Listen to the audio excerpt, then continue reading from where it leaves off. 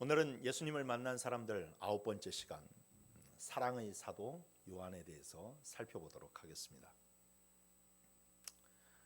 요한, 성경에 굉장히 많이 등장하는 이름입니다.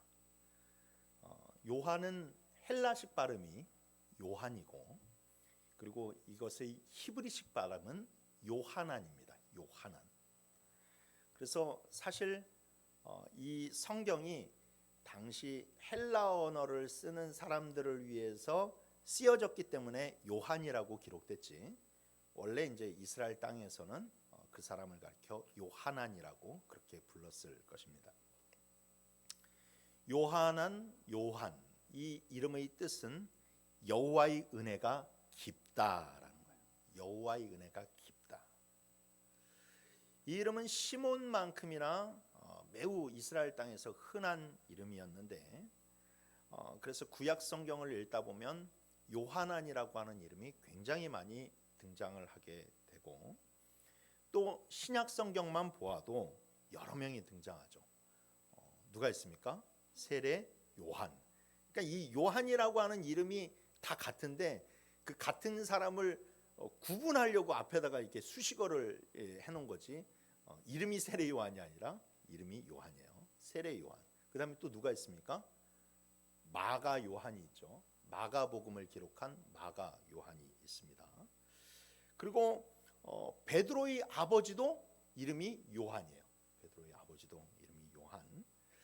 그만큼 이 요한이라고 하는 이름은 매우 흔한 이름이었는데, 우리는 그 많은 요한 중에서 예수님의 제자였던 이 사도 요한에 대해서 살펴보려고 하는 것이죠. 오늘 설교 제목에도 나와 있듯이 이 후대 사람들, 즉 요한이 죽고 난 이후의 후대 사람들이 이 사도 요한에게 별명을 하나 붙여주게 되었는데, 그 별명이 뭐예요? 사랑의 사도. 그렇죠. 사랑의 사도. 사랑의 사도라고 하는 별명을 붙여 주었습니다. 이렇게 요한이 사랑의 사도라고 하는 후대 사람들에게 사랑의 사도라고 불리게 된 이유는, 그가 기록한 성경에 다른 성경보다 압도적으로 사랑에 대한 단어가 많이 등장하기 때문에 그렇습니다. 사도 요한은 총 5편의 성경을 기록했습니다. 요한복음, 요한 1서, 요한 2서, 요한 3서, 그리고 요한 계시록, 이렇게 5권의 책을 기록했는데, 그 5권의 책 가운데 사랑이라는 단어는 무려 80번 이상이 등장하고 있을 만큼 그는 사랑에 대해서 무척 강조를 한 사람이었습니다. 그가 쓴 성경을 3가지로 그냥 정의해서 이야기한다면, 첫 번째, 하나님은 사랑이라는 거예요. 하나님은 사랑.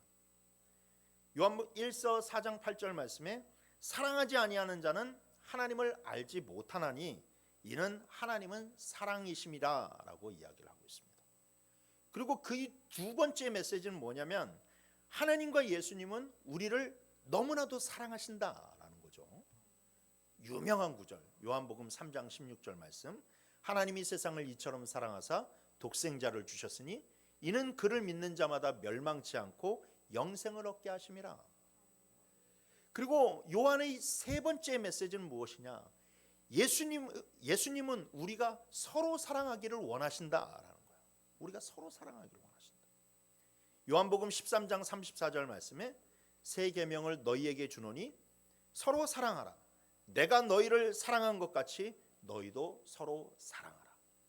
이게 바로 요한이 기록한 그 5개의 성경이 전해주고자 하는 그 굵직한 3가지의 핵심 메시지입니다. 하나님은 사랑이시다. 하나님과 예수님은 우리를 사랑하신다.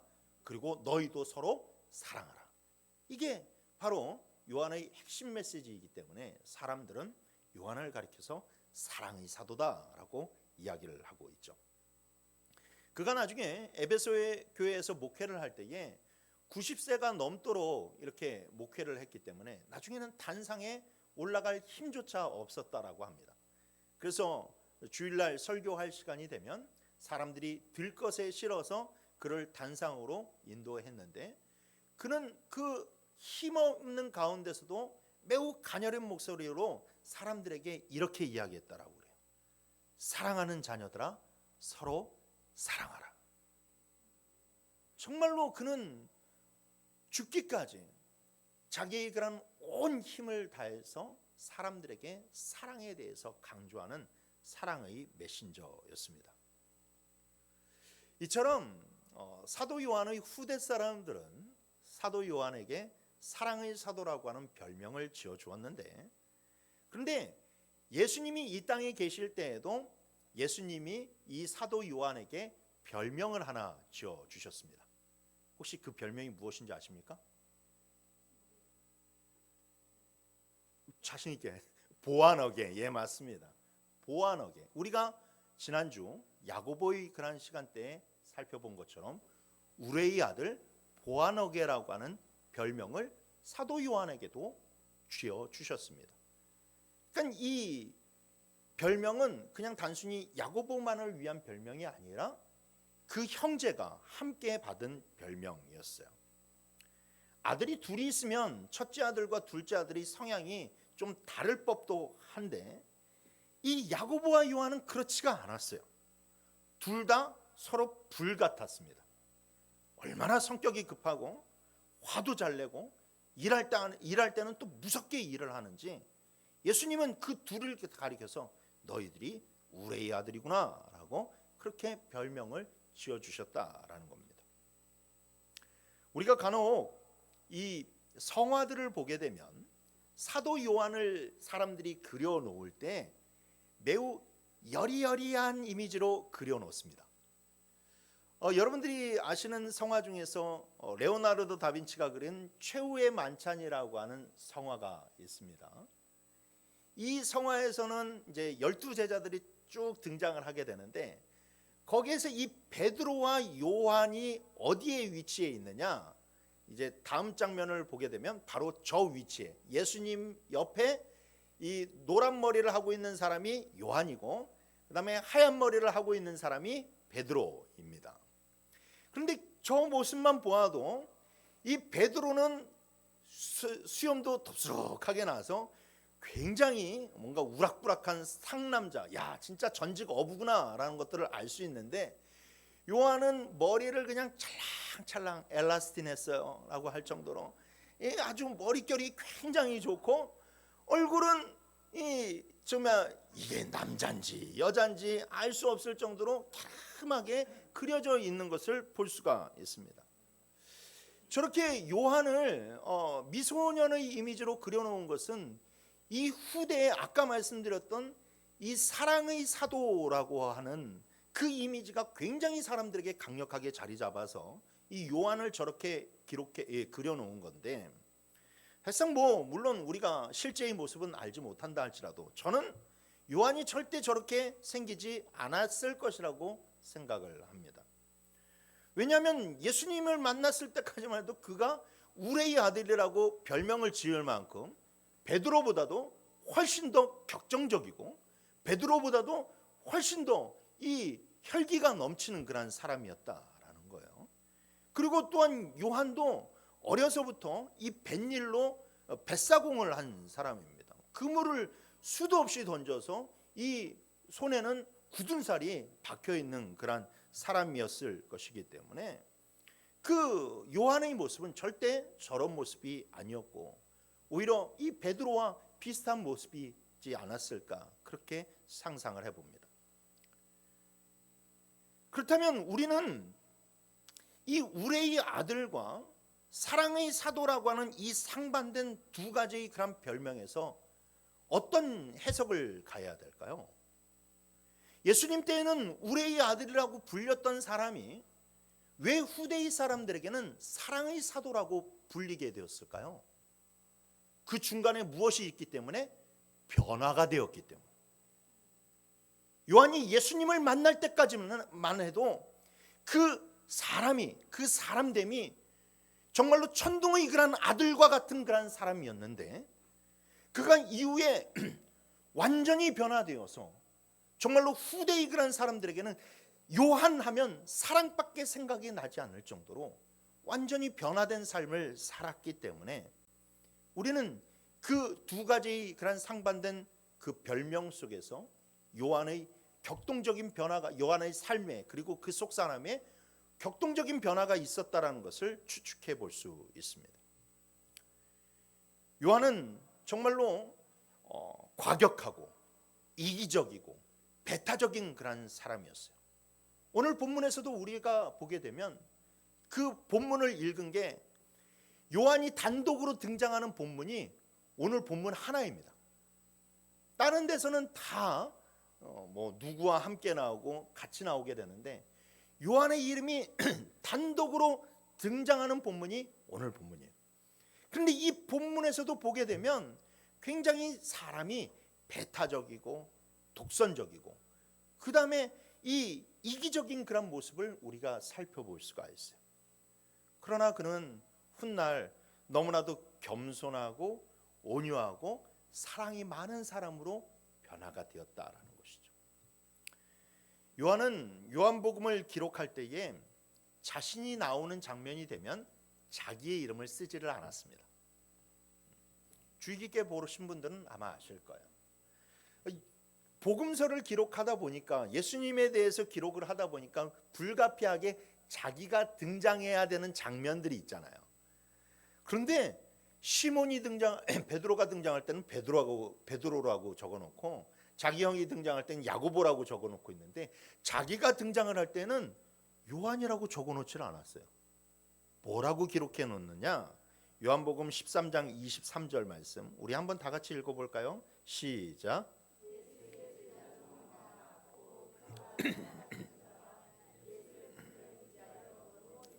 아멘.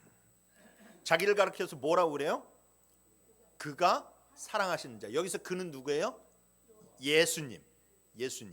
예수님이 사랑하시는 자라고 기록되어 있고 있어요.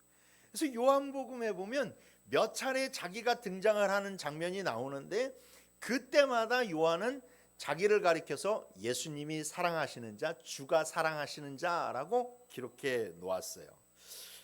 그런데 이것을 보게 되면 우리가 언뜻 보기에 아니 좀 그렇잖아요.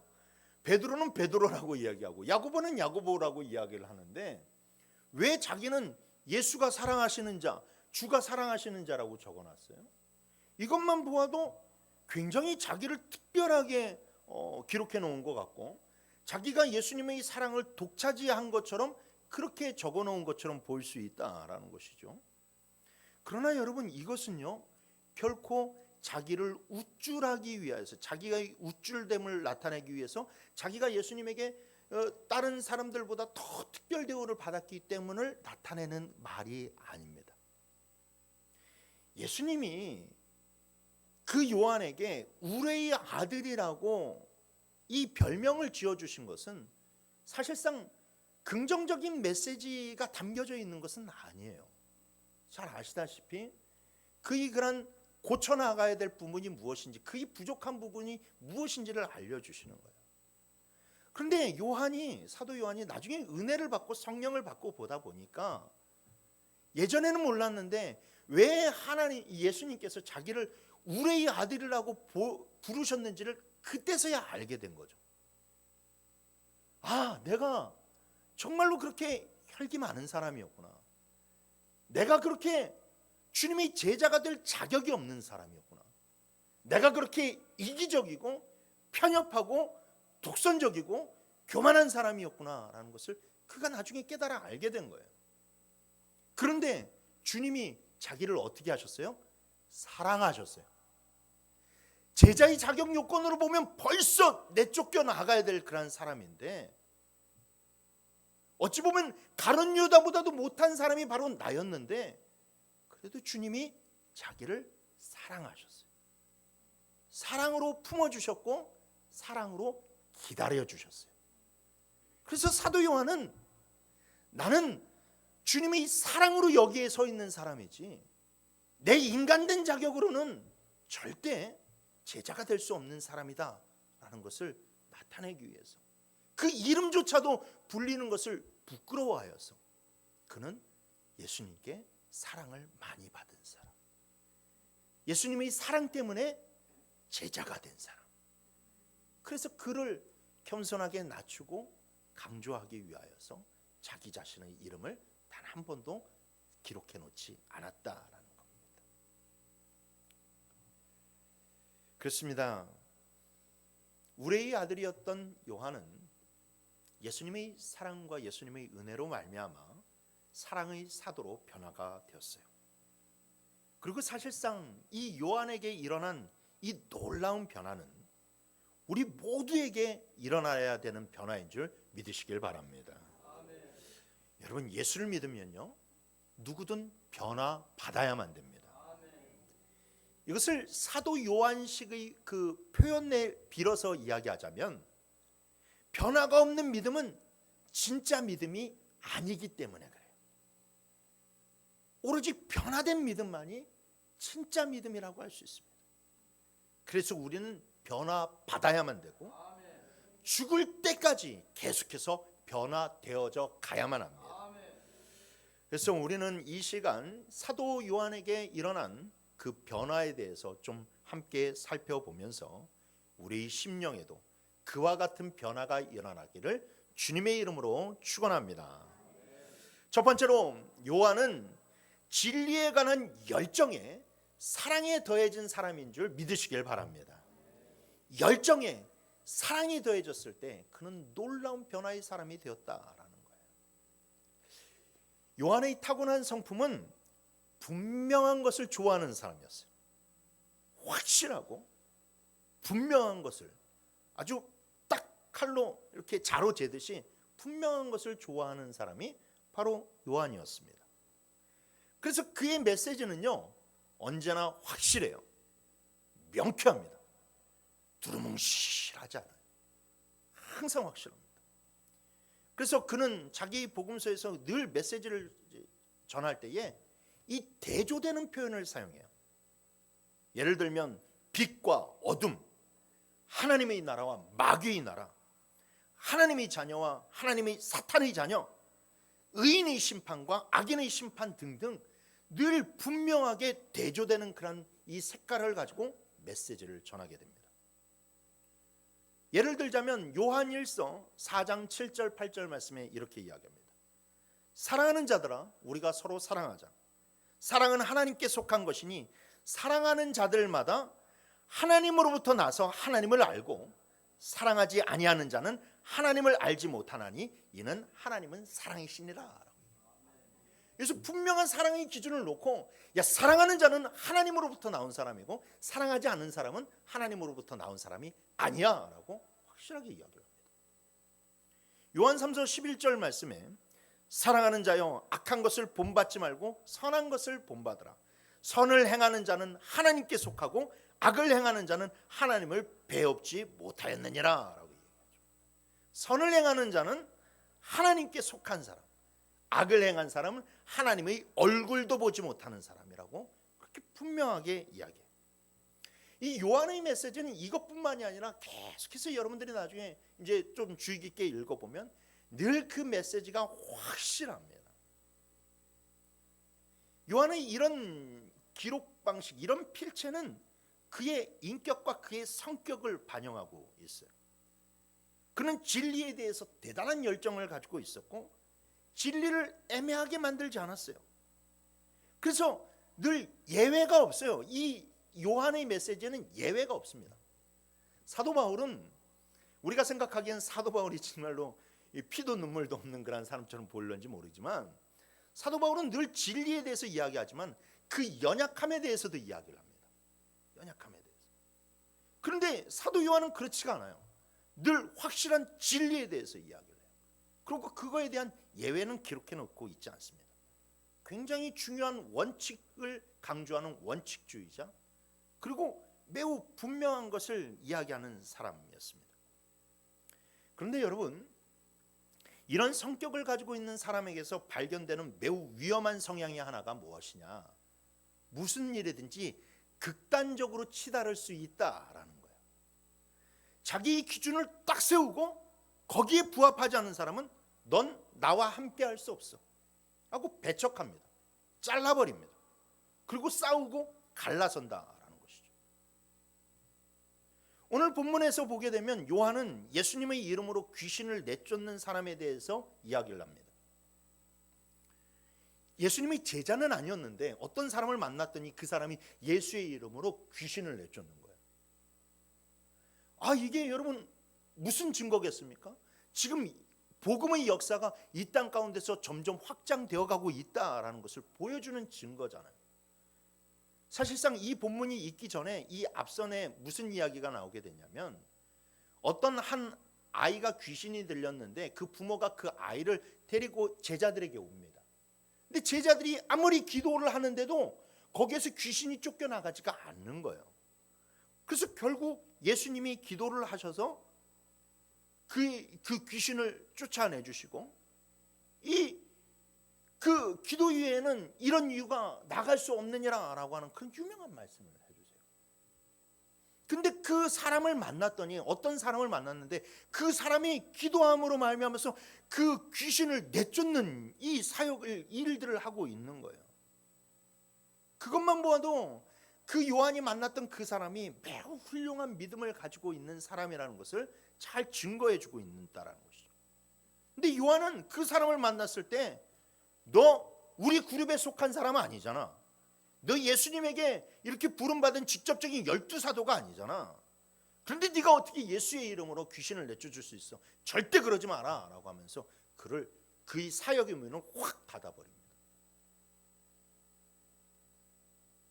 그런 면에서 보면 여러분 이 요한이 어떤 사람이라는 것을 잘 알 수 있어요.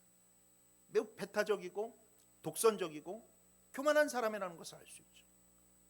또한 지난주에도 우리가 살펴보았지만 예수님이 사마리아 마을로 들어가셨을 때 그 마을이 예수님을 맞이하지 않았잖아요.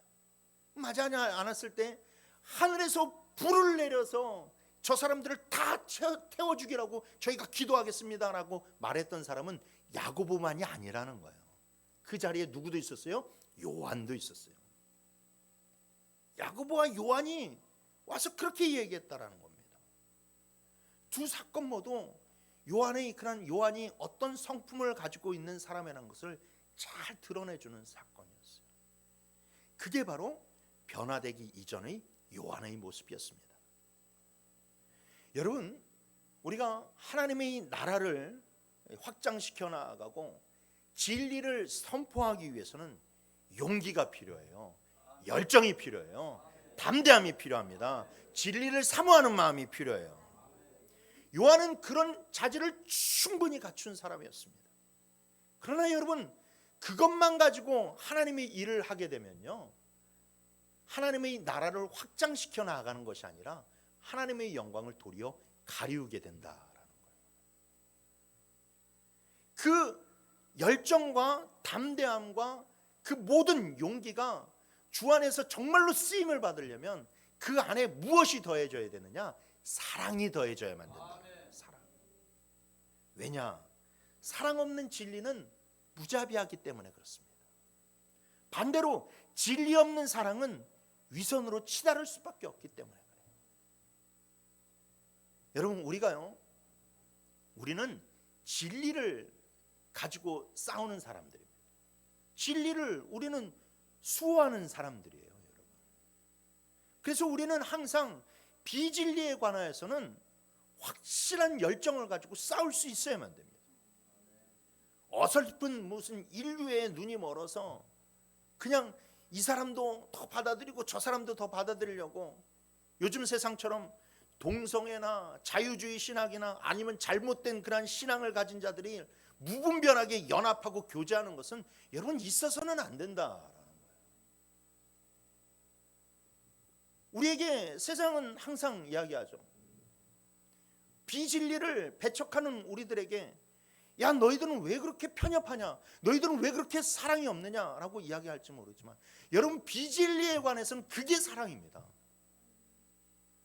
옳지 않은 것을 옳지 않다라고 이야기하는 게 그게 사랑이라는 거예요. 그 비진리에 대한 것입니다. 거기에서 정말로 사랑에 대한 그 개념을 몰라서 잘못되어 비진리에 대해서도 우리가 서로 사랑해야죠.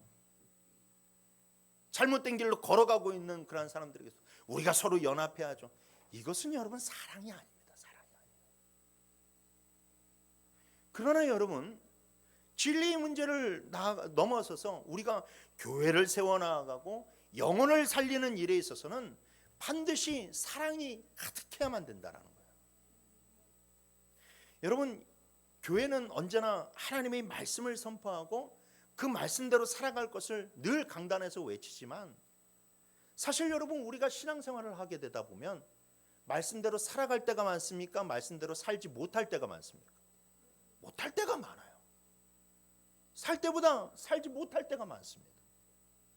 그러면 우리는 그런 부족한 모습들을 보면서 당신 왜 그렇게 살아갑니까? 당신 왜 그렇게밖에 못합니까? 그렇게 정죄하고 여러분 배척하게 되면 여러분 교회가 교회로서의 성장을 할 수 있겠습니까? 예수님이요 왜 부족한 우리들을 모아서 굳이 이 교회라고 하는 공동체를 만드셨겠어요? 왜 부족한 자를 목사로 세우시고 왜 부족한 자를 장로로 세우시고 왜 부족한 자를 권사로 세우시고 왜 부족한 자들을 집사와 성도로 세우셔서 이 공동체로 만드셨겠냐고요. 서로 부족한 부분들을 보듬어 가라는 겁니다. 부족한 자가 똥 묻은 개가 겨 묻은 개 나무라지 말고 부족한 자가 부족한 모습들 감싸주고 사랑해주고 중보해주면서 서로가 서로를 도와주면서 더 나은 인격으로 가라는 겁니다. 더 주 안에서 성장하라는 거예요. 그래야 주의 일을 할 수 있기 때문에 그렇습니다. 교회에서 맨날 내가 높느니 네가 높느니 네가 잘못했느니 내가 잘못했느니 이런 것만을 여러분 손가락질하게 되면 그 교회는요 여러분 절대 주의 일을 할 수가 없습니다. 그래서 교회를 통해서 서로 부족한 자들이 모여서 서로 사랑하면서 나의 신앙도 성화되어 가고 교회 공동체도 놀라운 그런 부흥의 은혜를 맛보게 되는 것이죠. 예수님은 사도 요한을 보게 되면서 그의 성품을 바라보셨어요. 저 성품에 진짜 저 확실하고 분명하고 진리를 가진 열정을 가지고 있는 저 성품에 사랑만 더해지면 정말로 세상에서 누구 못지않은 하나님이 큰 일꾼이 될 텐데 저 요한을 어떻게 변화시킬까? 그래서 예수님이 요한을 변화시키기 위하여서 하나의 묘수를 꺼내시는데 그게 바로 무엇이냐? 자기 육신의 어머니 마리아를 요한에게 맡기신 거예요. 여러분 예수님이 돌아가셨다고 해서 마리아를 봉양할 자식들이 없었습니까? 아니요, 있었어요. 여러 명이 있었습니다. 그럼에도 불구하고 예수님은 마리아의 봉양을 사도 요한에게 맡기셨어요. 그때서부터 이 사도 요한은 이 마리아를 봉양을 해야 되는 거예요. 다른 것도 아니고 예수님이 유언이잖아요. 예수님이 십자가에 못 박히셔서 피를 철철 흘리면서 그 숨가쁜 그 말을 한마디 한마디 힘겹게 내뱉으시면서 봐라 너의 어머니다. 네가 끝까지 너의 어머니로 삼고 잘 보살펴라 라고 하면서 부탁을 하셨어요. 그걸 어떻게 그가 못 본 채 할 수 있겠어요? 그가 어떻게 그것을 순종하지 않을 수 있겠어요? 그래서 그는 순종했습니다. 요한의 성격상 사도 바울보다도 훨씬 더 일을 많이 할 사람이고 진짜 겁남이 없이 나아가서 정말로 열정적으로 일할 사람인데 예수님이 그 마리아를 봉양하라고 딱 붙여주시니까 사도 요한에게 큰 짐이 생긴 거예요. 어떻게 할 수가 없는 거예요. 그런데 그는 그 과정을 통해서 정말로 마리아로부터 예수님의 사랑에 대해서 더 알게 되고 마리아가 얼마나 여러분 신앙의 인격이 훌륭했겠습니까? 그래도 하나님이 독생자 예수 그리스도를 이 땅에 보내실 때 선택한 사람인데 그 마음이 얼마나 훌륭하고 또 자기가 죽을 것을 알면서도 그 모든 것을 감당하는 훌륭한 신앙을 가지고 있는 사람. 그러니까 사도 요한은 육적인 어머니가 아닌 영적인 어머니를 섬기는 그 과정을 통하여서 정말로 자기가 알지 못했던 그런 모습들을, 신앙들을 배워가기 시작하고 또 육적인 어머니보다 영적인 어머니를 똑같이 그렇게 봉양하는 그 과정을 통하여서 영적인 가족에 대해서 알아가게 되는 거예요. 사랑의 가치에 대해서 눈을 떠가게 되었다는 것이죠. 그래서 그는 정말로 하나님의 놀라운 일들을 이루어 나가게 됩니다. 그래서 저는 이 예수님이 마리아를 요한에게 맡기시는 그것이 요한을 변화시키기 위한 정말로 하나님의 한 수가 아니었나라고 그렇게 생각이 됩니다. 그는 그 과정을 통해서 크리스찬의 능력이 어디서 나오는지 바로 사랑에서 나오는구나. 그리고 이 영적인 가족의 공동체가 예수의 사랑으로 똘똘 뭉쳐져 있는 이 영적인 가족의 공동체가 육신의 가족에 못지않은 그런 커다란 나의 삶의 의미를 가져다 주는구나라는 걸 그가 알게 되었어요. 그래서 그는 그 진리를 깨달은 다음서부터 항상 비진리에 대해서는 단호했지만 그러나 믿음의 식구들을 향하여서는 사랑하자, 우리가 서로 사랑하자, 사랑하자, 사랑하자, 사랑하자를 끝까지 강조했음을 믿으시길 바랍니다. 사랑하는 성도 여러분, 우리는 진리를 가지고 있는 자들이며 진리를 가지고 살아가야만 하는 자들입니다. 그러기 위해서는 여러분, 우리가 요한의 열정도 있어야 되고 담대함도 있어야 되지만 무엇보다도 우리에게 놀라운 변화가 있어야 될 줄 믿습니다. 그리고 그 변화는 무엇보다도 사랑의 변화가 있어야만 돼요. 신앙의 연륜이 더하면 더할수록, 그리고 나이가 더하면 더할수록 우리 안에 사랑이 더 커져가야만 되지. 내 고집이 더 커져가고 내 주변에 있는 사람들이 배척하는 그런 모습들이 더 많아져서는 안 된다라는 겁니다. 시간이 지날수록 사랑이 커져가고 더 품어주는 마음이 우리 안에 가득하기를 주님의 이름으로 축원합니다. 두 번째로 요한은 비전과 야심에 겸손을 더했을 때 놀라운 주의 일꾼으로 변화되었음을 기억하시길 바랍니다.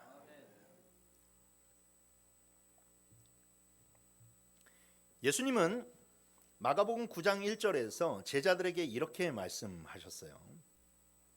또 그들에게 이르되 내가 진실로 너희에게 이르노니 여기 서 있는 사람들 중에는 죽기 전에 하나님의 나라가 권능으로 임하는 것을 볼 자들도 있느니라 라고 말씀하셨어요. 이 말씀은 언뜻 보게 되면 이제 제자들이 살아있는 동안 예수 그리스도의 나라가 임한다라고 하는 말로 해석될 수 있지만, 그러나 여러분 사실 마지막 사도라고 할 수 있는 사도 요한이 죽은 지 1900년이라는 시간이 넘게 흘렀음에도 불구하고 하나님의 나라는 지금 왔습니까? 안 왔습니까? 안 왔어요. 그러니까 이 말씀은 그거에 대한 말씀이 아니라는 것이죠. 이 말씀이 무엇을 의미하는지는 그 다음에 바로 일어나는 그런 사건에서 나타나게 됩니다.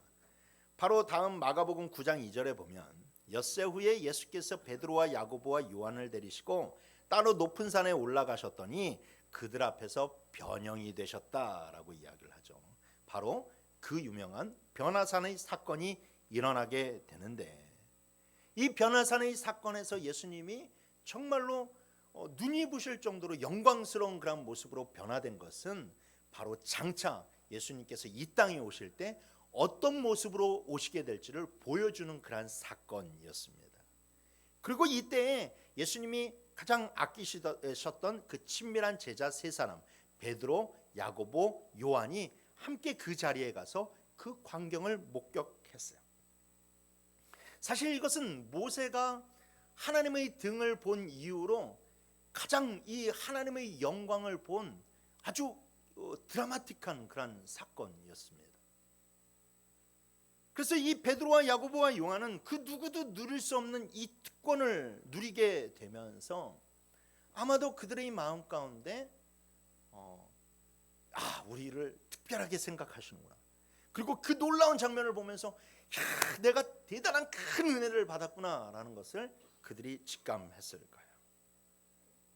하지만 뒤이어서 마가복음 9장 9절에서 예수님이 그 모든 영광을 그들에게 보여주신 이후에 그 세 사람에게 이렇게 이야기합니다. 그들이 산에서 내려올 때에 예수께서 경고하시되 인자가 죽은 자 가운데서 살아날 때까지는 본 것을 아무에게도 이르지 말라라고 이야기한 거예요. 이거 큰일 났네. 지금 이 사람들이 이걸 보자마자 뭘 생각했겠어요? 다른 제자들한테 막 그냥 얘기해주고 막 입에 거품을 내밀면서 막 얘기해줘서 자기 뭐 좀 뭔가를 이렇게 드러내고 막 뿜뿜하고 싶은데 예수님이 내가 나중에 부활을 할 텐데 그 부활을 할 때까지는 절대 이것을 입 밖에 내지 말라고 예수님께서 말씀을 하신 거예요. 그럼 막 괴로워 죽겠죠, 여러분. 나 같아도 괴로웠을 거예요. 잠이 오지 않을 거예요. 막 그냥 어떻게 해서든지 막 돌려서 뭔가 좀 이야기를 하고 싶은데 이 예수님이 이 말씀을 하셨다는 겁니다. 예수님이요, 왜 부활하실 때까지 그것을 말하지 말라고 하셨을까요? 예수님이 부활하고 난 후에는 나중에 다른 제자들이 모든 그 영광의 모습을 보게 될 거예요. 그러니까 그 영광스러운 모습을 볼 때까지 기다리라는 겁니다. 내가 너희들에게 특별한 은혜를 베풀었지만 나중에 그것을 예수님이 부활하신 후에 그들이 완전히 제자로서 완전히 변화되어서 복음을 전할 때는 그것을 확실하게 주에 대해서 증거하기 위해서 보여주신 것이지, 지금 사람들 앞에서 너를 드러내고 너희들을 높이기 위해서 이것을 보여준 것이 아니기 때문에 예수님이 부활의 영광을 모든 사람들이 볼 때까지는 좀 참으라는 겁니다. 낮아지라는 거예요. 하지만 이들이 어땠을까요? 참았을까요? 아니요, 참지 않았어요. 그냥 바로 내려가자마자 벌써 그냥 목에 그냥 이렇게 깁스해가지고 꺾이지도 않고 그러면서 막 거만하게 내가 뭘 받는 줄 알아? 너희들 보면 뒤집어질걸? 난리가 날걸? 막 그러면서 말 안 할 것처럼 말을 그냥 술술술술 해버리면서 그냥 다 그걸 자랑을 해버리는 거예요. 그러면서 뭐라고 이야기했냐? 야, 역시 너희들하고 우리하고는 클래스가 달라. 우리는 높아라고 이야기를 하니까 그 중에서 또 한 사람이 야, 그래도 베드로 너보단 내가 낫지. 요한이 이야기니까 베드로가 뭔 소리야 임마, 내가 너 더 옆에 있었어. 나는 초막까지 지어달라고 짓자고 그렇게 얘기했잖아 라고 하면서 서로 막 그런 높다고 다툼이 그 안에서 벌어지게 되었어요. 그러니까 예수님이 그것을 그들이 뒤에서 쑥덕쑥덕 하면서 뭘 하는 걸 다 들으셨으니까 예수님이 마가복음 그 뒤에서 9장 34절에 뭐라고 이야기를 하느냐, 그들에게 야, 너희들이 토론한 것이 무엇이냐라고 물으셨어요. 그들이 34절에 그들이 잠잠하니 이는 길에서 서로 누가 크냐 쟁론하였습니다. 하나님이 그 크신 은혜를 받았다고 서로 막 크고 내가 크니 네가 크니 그렇게 싸움을 했다라는 것이죠. 그래서 예수님이 그것을 기회로 다시 제자들에게 이렇게 가르치셨어요. 마가복음 9장 35절 37절 말씀에 예수께서 앉으사 12제자들을 불러 이르시되 누구든지 첫째가 되고자 하면 무사람의 끝이 되고 무사람을 섬기는 자가 되어야 하리라 하시고 어린아이를 하나를 데려다가 그들 가운데 세우시고 안으시며 제자들에게 이르시되 누구든지 내 이름으로 이런 어린아이 하나를 영접하면, 그 마음에 어린아이와 같이 되면 나를 영접하며, 누구든지 나를 영접하면 나를 영접하며 나를 보내신 이를 영접하니라. 예수님이 뭐라고 말씀하세요? 야, 큰 일꾼이 되고 싶냐? 그러면 먼저 종이 되라. 야, 정말로 하나님을 위해서 진짜 위대한 일들을 하면서 그렇게 높아지고 싶냐? 그러면 먼저 어린아이와 같이 되라라고 그렇게 말씀하셨다라는 거예요. 하나님께 크게 쓰임 받고 싶다면, 천국에서도 큰 상급을 얻고 싶다면 낮아져라, 겸손해져라, 그렇게 얘기하셨다라는 거예요. 그런데 이것을 들었을 때 유독 이 예수님의 말씀을 이해하지 못하는 사람이 있었어요. 그것이 바로 야고보와 요한이었다라는 것이죠. 요한은 그 사실을 받아들이지 못합니다. 그래서 이 마가복음 9장에서 10장으로 넘어가게 되면 지난번에 우리가 살펴보았던 이 야고보와 요한의 어머니가 살로메가 예수님 앞에 나와서 내 아들을 하나는 우편에 하나는 좌편에 앉혀주세요라고 그렇게 청탁을 했다는 거예요. 그게 사실상 성경에 보게 되면 예수님이 그렇게 청탁을 받게 됐는데 그 어머니에게서 청탁을 받게 됐는데 예수님이 답변을 하실 때는 야고보와 요한을 보시면서 얘기를 해요. 그들이 속마음에서 나온 것을 알았기 때문에 속마음에서. 근데 예수님이요 그때도요 똑같이 말씀하십니다. 마가복음 10장 43절에서 45절에 너희 중에서 그렇지 않을지니 너희 중에 누구든지 크고자 하는 자는 너희를 섬기는 자가 되고 너희 중에 누구든지 으뜸이 되고자 하는 자는 모든 사람이 종이 되어야 하리라. 인자가 온 것은 섬김을 받으려 함이 아니라 도리어 섬기려 하고 자기 목숨을 많은 사람의 대속물로 주려 함이니라 라고 얘기하면서 똑같이 예수님이 야 높아지고 싶냐? 야 내 옆에 좌우편에 앉고 싶냐? 그러면 섬기는 자가 되라 라고 이야기합니다. 여러분 이거 잘 이해해야 돼요. 예수님은 지금 야고보와 요한이 예수님의 좌우편에 앉고 싶다고 하는 그 욕망을 책망하신 게 아니에요. 그걸 책망하신 거 아니에요. 내가 예수님이 첫째에 가는 제자가 되고 싶습니다라고 하는 그 야망을 책망하신 것이 아니라는 거예요. 제가 일부 예배 때도 우리 이인 집사님에게 여쭤봤지만 아니 아들이 어느 날 학교에서 딱 오더니만 딱 책상을 싹 정리를 하고 그다음에 눈을 부리부리 하면서 엄마를 쳐다보면서 엄마 나 이제서부터 공부 열심히 해가지고 전교 1등 할 거예요. 그렇게 얘기하면 부모가 좋아요 나빠요? 좋아요. 나 우리 아들이 그런 말 한 번 했으면 좋겠네. 좋아요. 아니 아들이 딱 와서 어머니 제가 열심히 회사 생활 해가지고 내가 우리 회사에서 이사가 돼서 어머니한테 정말로 효도 크게 할게. 좋아요 나빠요? 좋아요. 아니 야고보와 요한이 와가지고 예수님 제가 열심히 신앙생활해서 열심히 제자생활해서 예수님 우편에 앉고 예수님 좌편에 앉고 싶습니다. 좋은 거예요. 예수님이 나빠하실 일이 아니에요. 그걸 나빠하신다는 게 아니라는 거예요. 문제는 뭐냐? 그런 자리에 오르려면 그 자리에 오르는 길을 분명히 가르쳐 주셨는데 그 길을 걸어가지 않으려고 하니까 그게 문제인 거지. 지금 그거를 책망하고 계시는 거예요. 공부는 지지리도 안 하면서 1등 할 거라고 말하면 그건 부모에 대한 기만 아니겠습니까? 예수님이 내 우편에 앉고 싶냐? 내 좌편에 앉고 싶냐? 너희들이 첫째 가고 싶냐? 하늘나라에서 1등 가는 그런 성도가 되고 싶냐?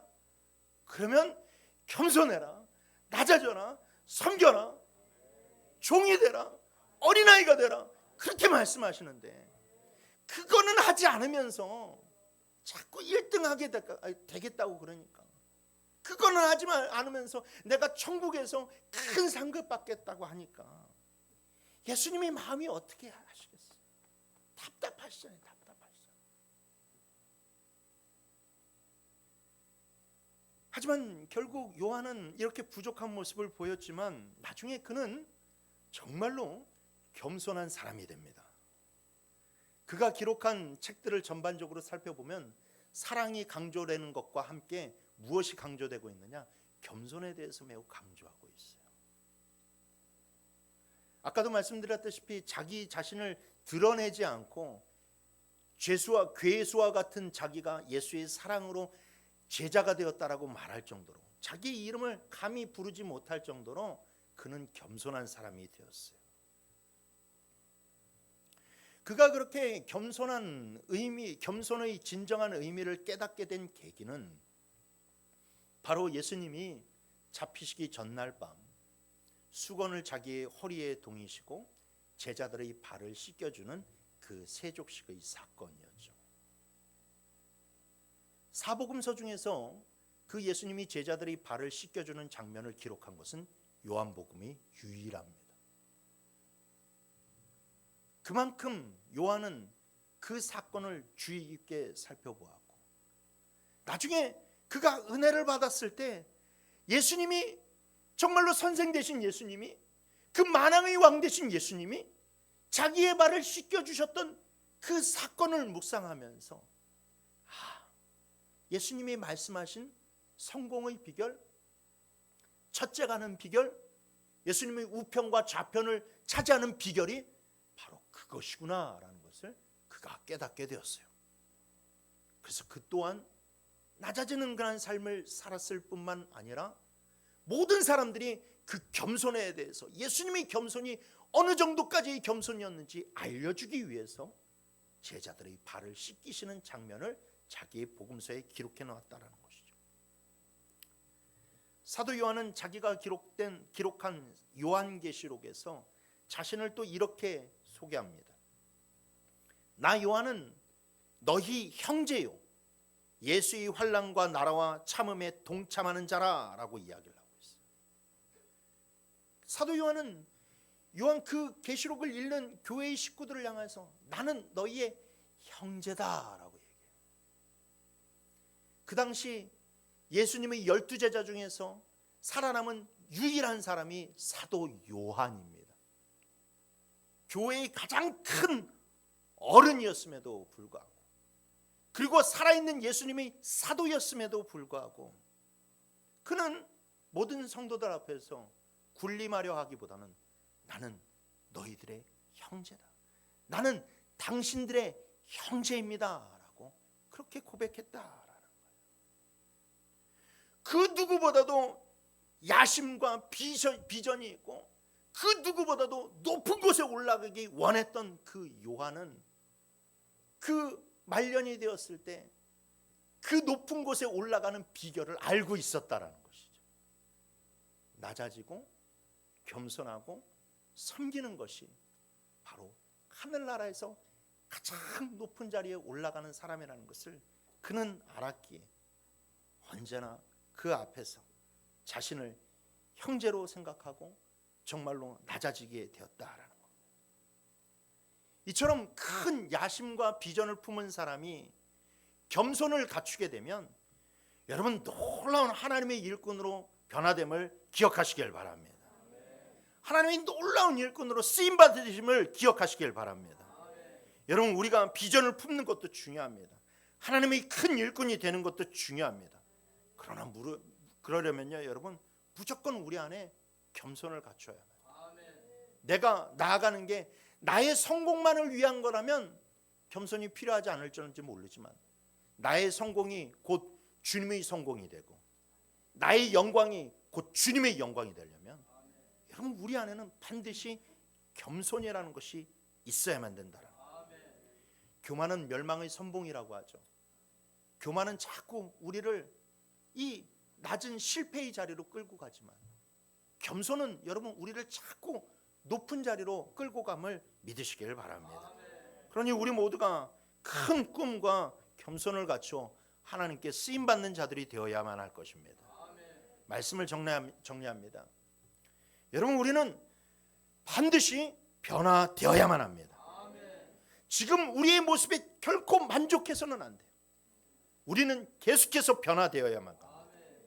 신앙의 연륜이 더해지면 더해질수록, 우리들이 인생의 나이가 더해지면 더해질수록 우리 안에서 사랑은 더욱더 깊어져야만 하고 우리 그런 모든 겸손한 모습은 더 확실하게 드러나야만 될 것입니다. 그러니 우리 모두가 온전한 성령의 변화로 정말로 예수의 모습 닮아가는, 사랑 많으시고 정말로 겸손하신 어린 양이신 그 예수의 모습 닮아가는 우리 모두가 되기를 주님의 이름으로 축원합니다.